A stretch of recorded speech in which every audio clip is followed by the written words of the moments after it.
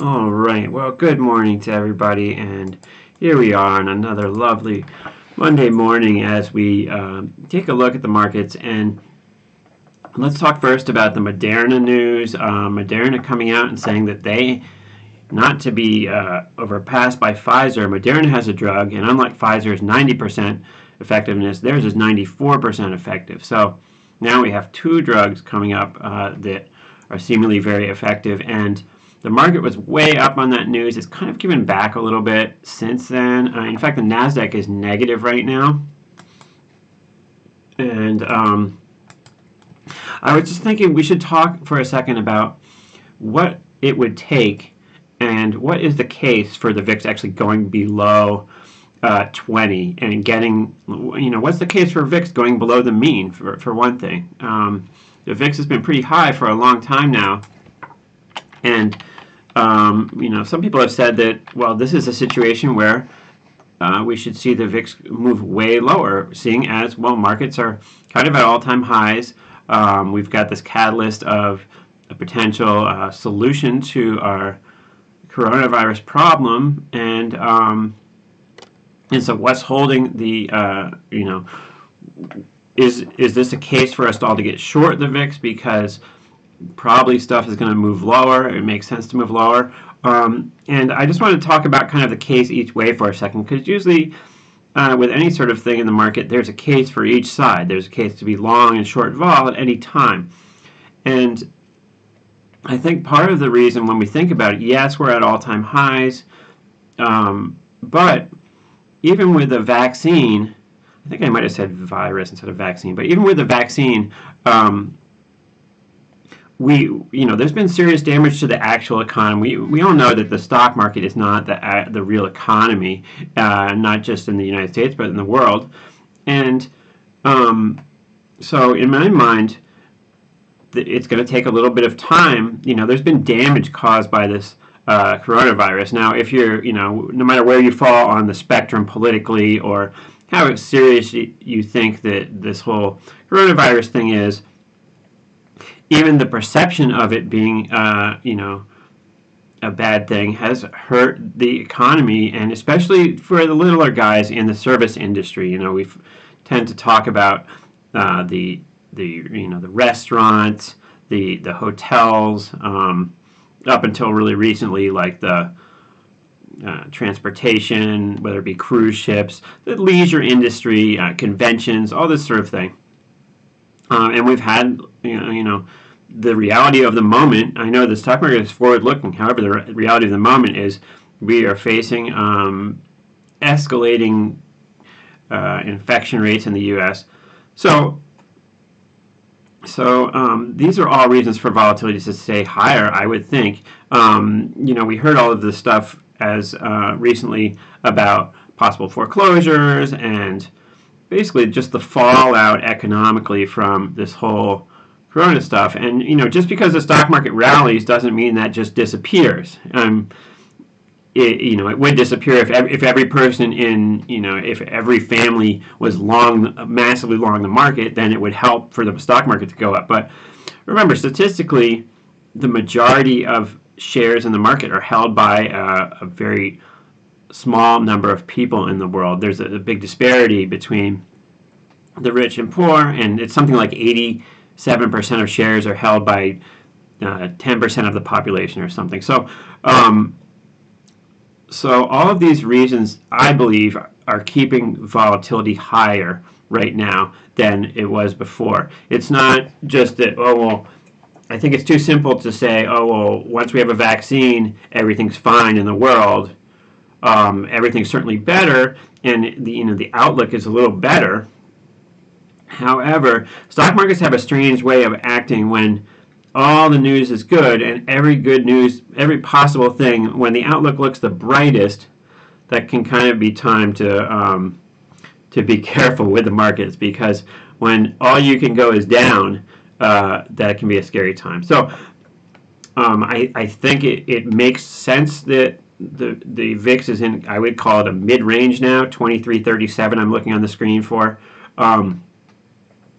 Now, the way I was trained as a market maker for trading was when things are in a mid-range, you don't have a big position either way. You kind of keep small. And as a market maker, a lot of the way we were trading was based on volatility and talking about volatility that way, but not with the VIX, but in an individual issue. So, for example, if you have a stock, let's take Apple, which is a relatively low volatility stock because it's widely held and has a ton of shares outstanding. If we look at Apple, for example, we show front month volatility around 34, 35.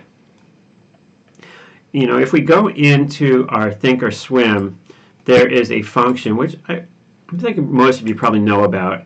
If we go under option statistics here in Thinkorswim and we look down this left side of the screen, we're going to see it's going to give you some statistics about the volatility.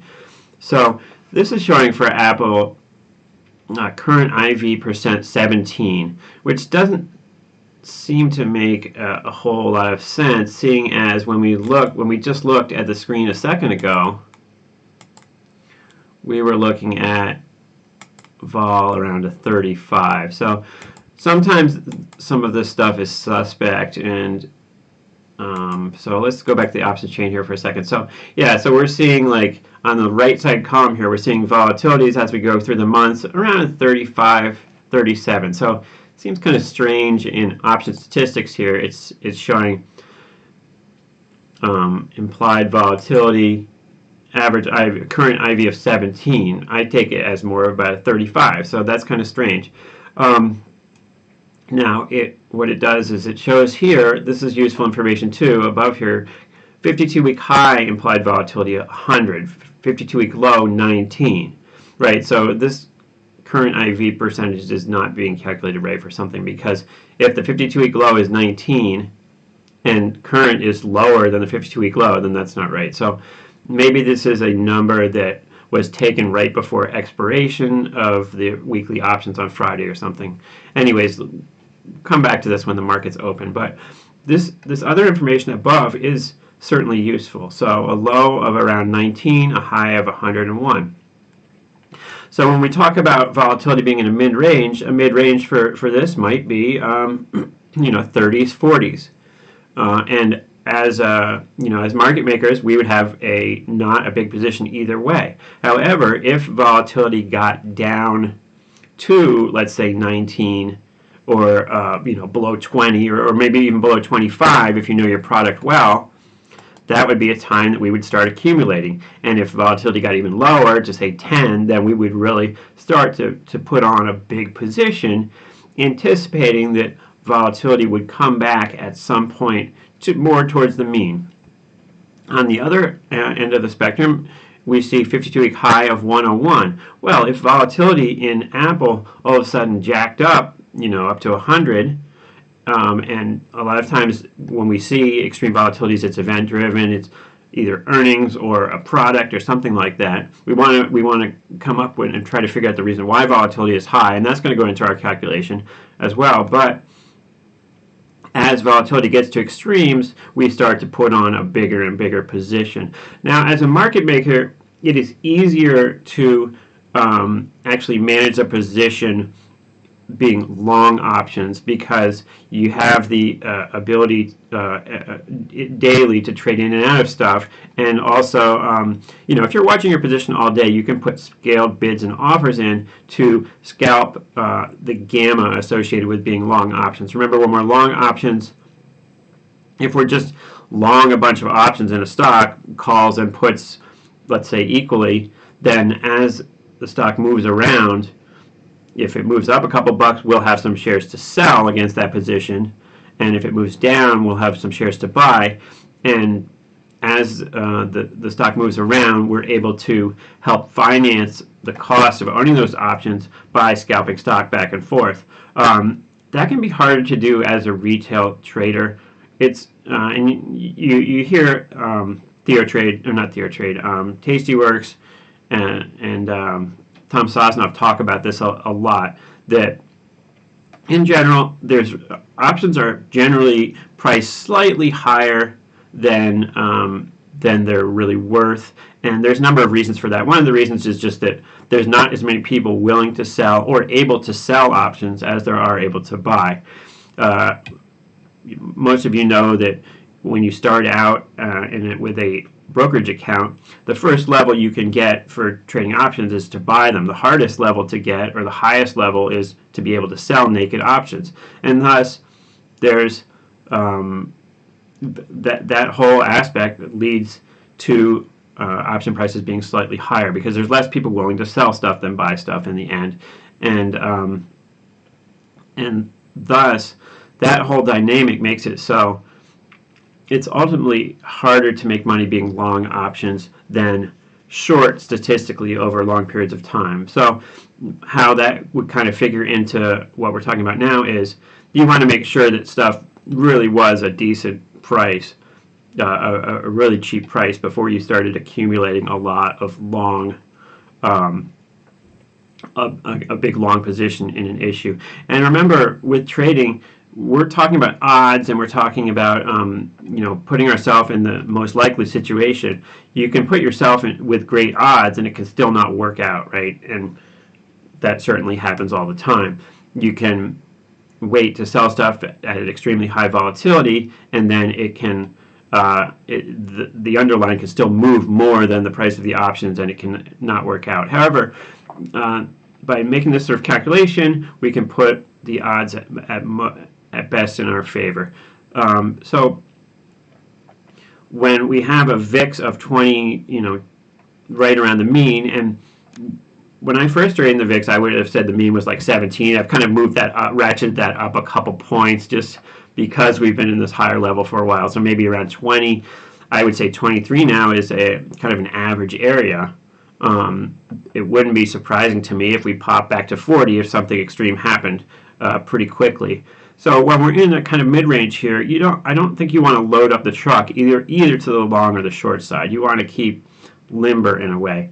At times when if volatility were to go back to 10, then you might feel more comfortable being long some of it, knowing that you're kind of riding on a coiled up spring that could pop up at any moment. But 23 right here, people ask my opinion of volatility, and it could go either way. It could easily go up 10 points. It could easily go down 10 points, but you start to feel that there's more of a floor on volatility to the downside than there is potential to the upside, especially when we've been above this point for quite some time now. Let's take a quick look at the charts here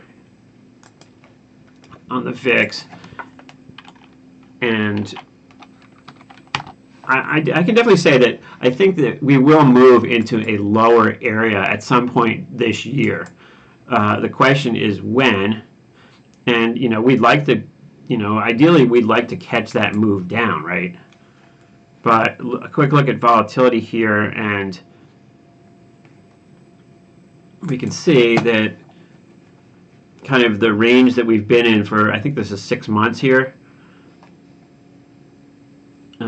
The range we've been, or maybe this is a year, but the range we've been in, we're kind of at the low end of where it's been for about the last year, right? Now, once again, looking at different time frames on charts is going to tell a completely different picture. So I would encourage you, when you go through your charts, to look at different time ranges. But even here, moving out a little bit, again, sort of makes a case that we're at the kind of low end of where we've been recently. However, I anticipate this at some point kind of dropping down near to where we were before the whole crisis, right? But I guess maybe it's going to take, before we were saying it's going to take a vaccine for that to happen, maybe it is actually going to take the vaccine being distributed and being proven to kind of reduce all the rates of infection and everything. So maybe that's what we're waiting for. But, you know, for me, who's somebody who's been focused on this product for such a long time, I want to be there when we make that move back down from 20 to, you know, to 10 or to 12 more realistically, or even to 14. I want to be there for that move. Obviously, this move from 40 to down to where we are now was a big move to catch, and hopefully some of you caught that. But where we are right now, it seems equally likely to me that something unexpected happens and we go back to 40 as us going to, you know, to 15 from here, just to be realistic about it. But I wouldn't really want to load up the truck one way or another, just because there is that equal chance of something happening.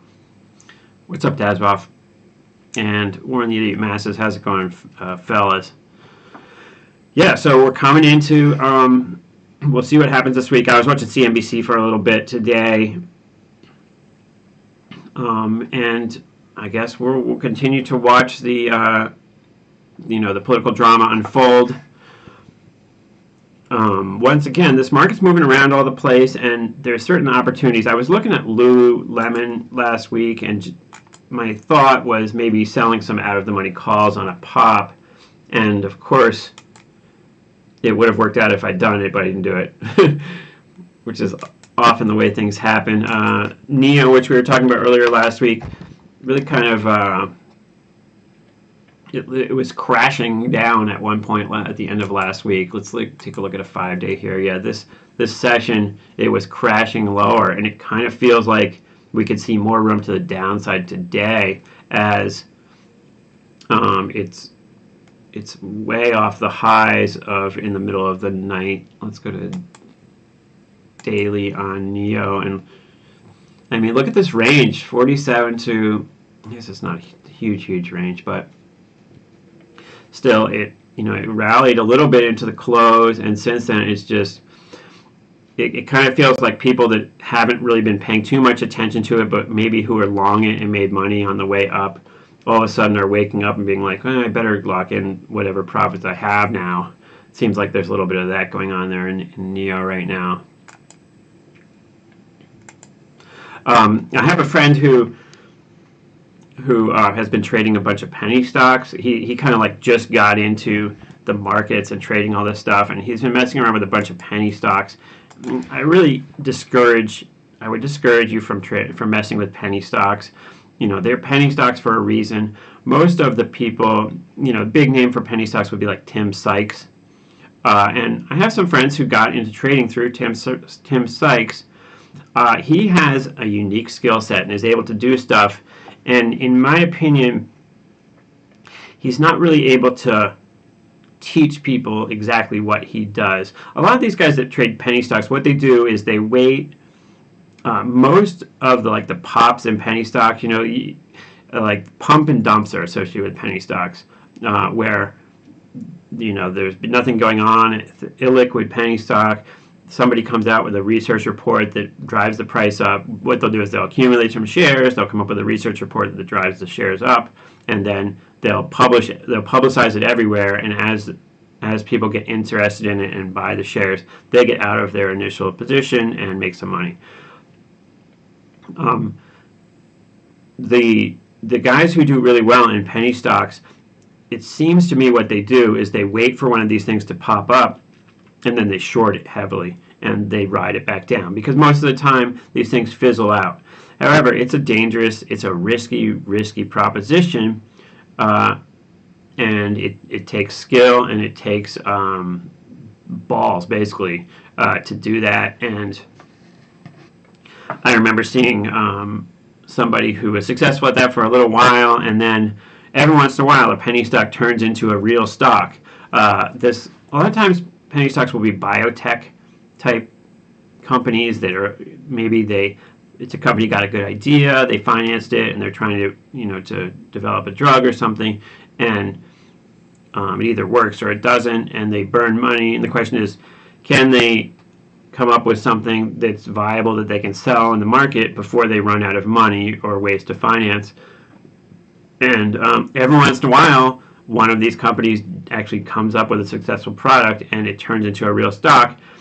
And I watched a lot of times what would happen with a penny stock is like it would rally from 30 cents to $2, and then slowly over the next couple months go back to 30 cents. Like 80, 85, 90 out of 100 do that, and then there's a couple that just stay a little higher for longer, and then there's 1 out of 100 maybe that actually becomes a legitimate stock. Well, I saw a person that they shorted it, they shorted a stock around $2, and it ended up going to like 45. And so, they ended up with, of course, a GoFundMe account to try to bail them out. They owed, I don't know which brokerage it was, but they owed some brokerage like $180,000.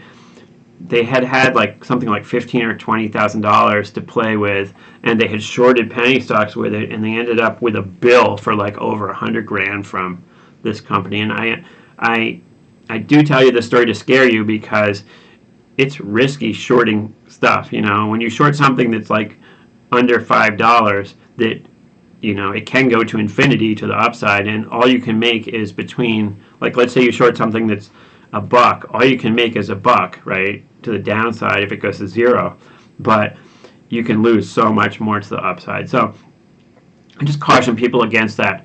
People come in, and it's exciting to be in these like Discord chats where there's guys like, oh yeah, they're following like the latest like biotech that's popular in chat rooms, and I got to tell you, that stuff is just a bunch of garbage. A lot of the chat room stuff is manipulated. They basically they'll put out recommendations. Some of them will put out recommendations of buying and selling at the same time, and then they'll delete the one that was wrong, that sort of thing. Or they'll predict the past. They'll say that they recommended something, or when a stock goes up, they'll be like, oh yeah, I was in that. I mean, it happens all the time. People want to look good, and sometimes a lot of times with people that publish content for the stock market, they would love to show you that they've made money and been successful, and they have the whole apparatus in place to sell all this stuff. It just kind of turns out that their trade idea didn't work, and but they're not going to let that stop them. So they kind of fudge the numbers a little bit, or they say they got out when they didn't, or something like that. And it's very hard to verify. Even with Tim Sykes, he has his own service that supposedly verifies that the trades you did were real, called Profitly. Well, it's hard to, I'm not suggesting that I'm not accusing him of anything, but when you own the firm that's verifying your trades, it's not really independent, right?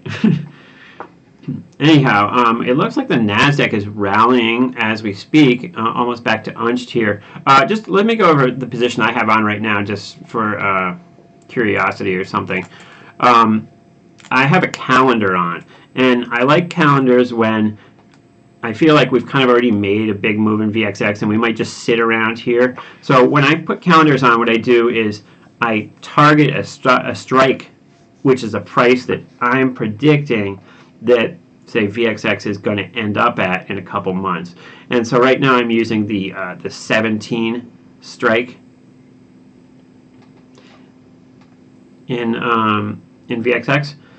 And so when you buy a calendar, the best case scenario is that it goes to that strike over time. And in this case, the strike is lower than where we are now, being with my general view on VXX that it's slowly going to move lower. And optimally, it goes to that strike. If it goes way lower than that strike, that isn't great. If it goes way higher than that strike, it isn't great. But the nice thing about being long calendars is you collect money every day. And it's not as risky as just being let's say, short VXX or something. I like the idea of collecting money every day, because then if like, well, I was wrong, even if you're wrong and it just doesn't go down as quickly as you thought or something, or nothing happens for a couple days, or you get a pop for a couple days, you're still collecting a little cash each day. So right now I've got the 17 calendar on, where I own March 17 puts, and I've sort of legged into it a little bit. I bought some March 17 puts in VXX, and then once we moved down a little bit lower, I've sold the same strike in closer months against it. So right now I'm long March 17 puts, and if I get out of the way, you can see my position here. And I'm short December 17 puts. So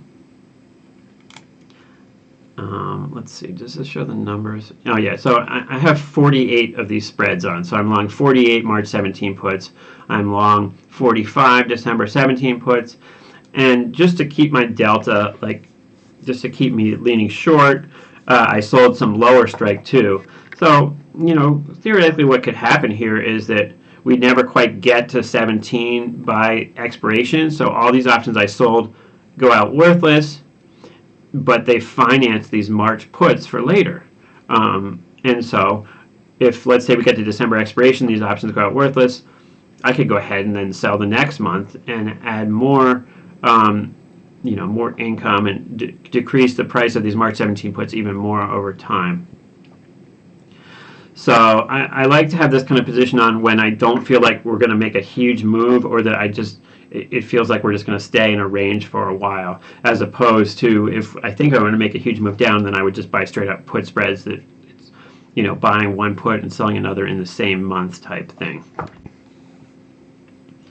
All right, well, I guess I've gabbed enough. I will be back on Wednesday. I didn't really have time to do a Ask Me Anything on last night, but we can maybe do that Wednesday. And always, I'm available on Twitter. My Twitter is @TheFamousDave. If you do have specific questions about your position that you need to get to me, I respond pretty quickly to people. Several of you know that I have ongoing conversations with you on social media, and I'm glad to engage with you and try to help you out in any way that I can be of service to you. All right, so thanks for watching, and we'll see you on Wednesday for more. Pennies appear to be good to clean out retail traders. Yeah. It's a very, penny stocks is a hard game, and you know, it's hard to believe a lot of people that get into trading. This is going to sound bizarre, but some people that get into trading, it seems like they don't really want to make money. They're more just chasing they want excitement, right, as opposed to making money. And you can get excitement with penny stocks, that's for sure. And you know, being in a chat room with all these guys, and you all jump in on this, and you know, it can be exciting and fun. It's more like going to the casino, though, than actually developing strategies where you can make consistent money over time, which is, I think, what we all want. We want to make consistent money and build up our accounts over time in a way that's not just, you know, putting it on red in the roulette wheel, or even worse odds, you know, the scratch. Don't get me started on scratch tickets again. I'll be talking all day about that. So, so yeah. I always recommend staying away from that. And you know, my friends in real life, you can't tell them anything, right? He's going to do what he's going to do, or they're going to do what they're going to do. But that's just, it's funny because, you know, they'll be like, oh, I'm getting into trading, and they'll go and buy a stock, and it'll go up, and then they think they're a genius, and I'll try to help them, and you know, they won't listen because, you know, they're a genius. So it's hard. My hope for you is that you're able to develop long-term successful trading strategies to make money. That's what we're here for, obviously. Anyways, thanks for watching, and I will see you next time. Oh my god, that lighting. But I like this ambiance.